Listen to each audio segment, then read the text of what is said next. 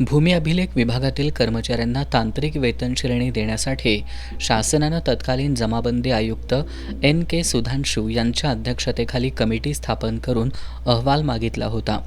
त्याला जवळपास 1 वर्षाहून अधिक काळ लोटला. मात्र अद्यापपर्यंत त्या अहवालावर शासनानं कोणताही निर्णय घेतलेला नाही. त्यामुळे राज्यभरातील कर्मचाऱ्यांमध्ये वेतन श्रेणीच्या प्रश्नावर तीव्र असंतोष आहे.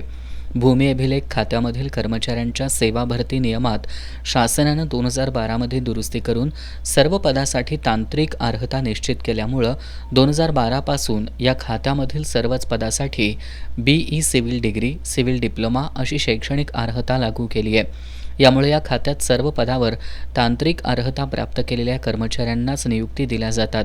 मात्र पगार हा कारकून संवर्गातील दिला जात असल्यामुळं कर्मचारी वर्गात तीव्र असंतोष आहे. त्यामुळे प्रलंबित मागण्यांसाठी महाराष्ट्र राज्य भूमी अभिलेख कर्मचारी संघटनेनं आज गुरुवारपासून बेमुदत कामबंद आंदोलन सुरू केलंय. या आंदोलनामुळे भूमी अभिलेखच्या कार्यालयाचं कामकाज ठप्प झालं असून कार्यालय ओस पडली आहेत. या आंदोलनाला राज्यातील भूमी अभिलेखच्या सर्व संघटनांनी पाठिंबा दिलाय.